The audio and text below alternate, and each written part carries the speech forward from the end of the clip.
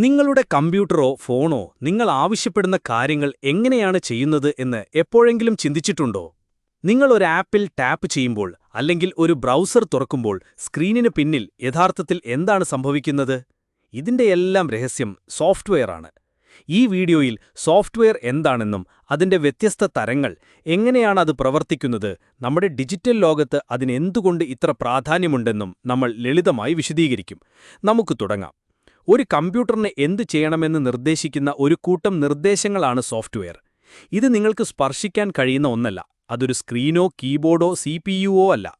മറിച്ച് ഒരു ഉപകരണത്തിനുള്ളിൽ പ്രവർത്തിക്കുന്ന പ്രോഗ്രാമുകളും കോഡുകളുമാണത്. നിങ്ങളുടെ കമ്പ്യൂട്ടറിനെ ഒരു ശരീരമായി കരുതുക.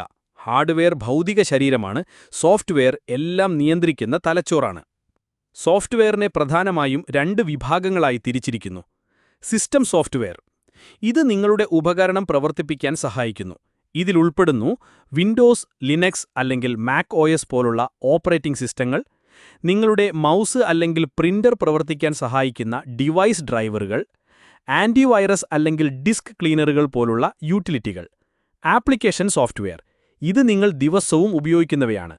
ക്രോം പോലുള്ള വെബ് ബ്രൗസറുകൾ, ഗെയിമുകൾ, വേർഡ് പ്രോസസ്സറുകൾ, മീഡിയ പ്ലെയറുകൾ.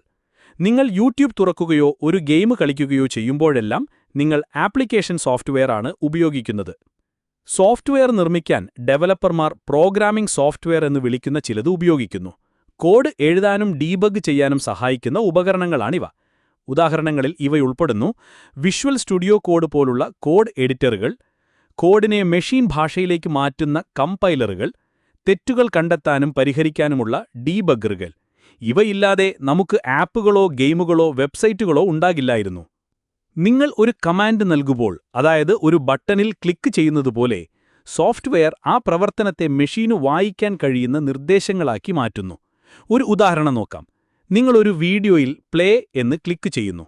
സോഫ്റ്റ്വെയർ സിസ്റ്റത്തോട് പറയുന്നു, വീഡിയോ ഡാറ്റ എടുത്തു ഡീകോഡ് ചെയ്തു സ്ക്രീനിൽ കാണിക്കൂ എന്ന്. ഹാർഡ്വെയർ, അതായത് CPU, RAM, സ്ക്രീൻ ആ നിർദ്ദേശങ്ങൾ പിന്തുടരുന്നു. പ്രത്യേകതരം സോഫ്റ്റ്വെയറുകളുമുണ്ട്. മിഡിൽവെയർ. രണ്ട് വ്യത്യസ്ത സിസ്റ്റങ്ങളെ തമ്മിൽ സംസാരിക്കാൻ സഹായിക്കുന്ന സോഫ്റ്റ്വെയർ, അതായത് ആപ്പുകൾക്കും ഡാറ്റാബേസുകൾക്കും ഇടയിലുള്ള ഒരു പരിഭാഷകനെ പോലെ. Embedded software. വാഷിംഗ് മെഷീനുകൾ, കാറുകൾ പോലുള്ള മെഷീനുകളിലും ഉപകരണങ്ങളിലും ഉപയോഗിക്കുന്നത്. നിങ്ങളിത് കാണുന്നില്ലെങ്കിലും ഇതെല്ലാ പശ്ചാത്തല ജോലികളും ചെയ്യുന്നു.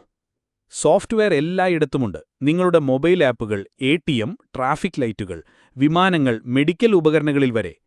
ബാങ്കുകൾ ഇടപാടുകൾക്ക് ഇത് ഉപയോഗിക്കുന്നു. സ്കൂളുകൾ ഓൺലൈൻ പഠനത്തിനായി ഇത് ഉപയോഗിക്കുന്നു. രോഗികളെ നിരീക്ഷിക്കാൻ ആശുപത്രികൾ ഇതുപയോഗിക്കുന്നു.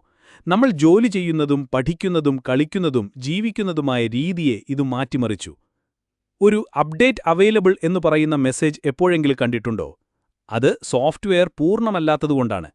ഡെവലപ്പർമാർ ബഗ്ഗുകൾ പരിഹരിക്കുന്നു, പുതിയ ഫീച്ചറുകൾ ചേർക്കുന്നു, അപ്ഡേറ്റുകളിലൂടെ സുരക്ഷ മെച്ചപ്പെടുത്തുന്നു. സുരക്ഷിതമായും ഏറ്റവും പുതിയ മെച്ചപ്പെടുത്തലുകളും ആചരിക്കാനും നിങ്ങളുടെ സോഫ്റ്റ്വെയർ എപ്പോഴും അപ്ഡേറ്റ് ചെയ്യുക. ചുരുക്കി പറഞ്ഞാൽ, സോഫ്റ്റ്വെയർ നിങ്ങളുടെ ഉപകരണങ്ങൾക്ക് പവർ നൽകുന്ന അദൃശ്യ ശക്തിയാണ്.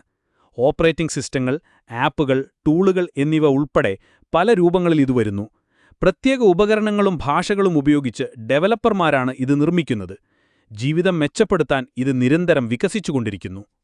ഈ വീഡിയോ സഹായകരമായി തോന്നിയെങ്കിൽ ലൈക്ക് ചെയ്യാനും ഷെയർ ചെയ്യാനും സബ്സ്ക്രൈബ് ചെയ്യാനും മറക്കരുത്. ചോദ്യങ്ങളുണ്ടോ അല്ലെങ്കിൽ എങ്ങനെ സോഫ്റ്റ്വെയർ ഉണ്ടാക്കാമെന്ന് പഠിക്കാൻ ആഗ്രഹമുണ്ടോ? താഴെ കമന്റ് ചെയ്യൂ. കണ്ടതിന് നന്ദി.